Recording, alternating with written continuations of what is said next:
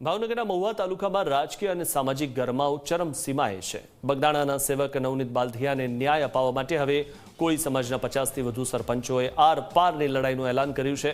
પોલીસની ઢીલી કાર્યવાહીથી નારાજ સરપંચો અને ભાજપના હજારો કાર્યકરોએ સામૂહિક રાજીનામાની ચીમકી ઉચ્ચારી છે। મહુવા તાલુકાના વડલી ભૂતેશ્વર ખાતે મળેલી કોળી સમાજ અને ભાજપના કાર્યકરોની બેઠકમાં નિર્ણય કરાયો છે કે 17 જાન્યુઆરીએ વડલી ભૂતેશ્વર ખાતેથી હજારોની સંખ્યામાં લોકો એકત્રિત થઈ પદયાત્રા કાઢશે અને તાલુકા સેવા સદન ખાતે આવેદનપત્ર પાઠવશે।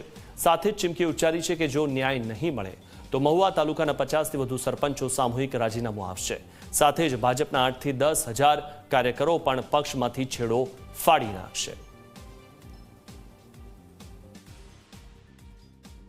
આજે અમે ભૂતેશ્વર ગામે બધા તમામ કોળી સમાજના સરપંચશ્રીઓ, તાલુકા પંચાયતના સભ્ય, જિલ્લા પંચાયતના સભ્ય અને અમારે કોળી સમાજના આગેવાનો ભેગા થયા છે અને એવું નક્કી કર્યું છે કે અમે 17 તારીખે આંદોલન આવેદનપત્ર દેવા જઈશું અને તો પણ રિઝલ્ટ નહીં આવે અને ન્યાય નહીં મળે નવનીતભાઈને તો અમે સામૂહિક રાજીનામા આપશું।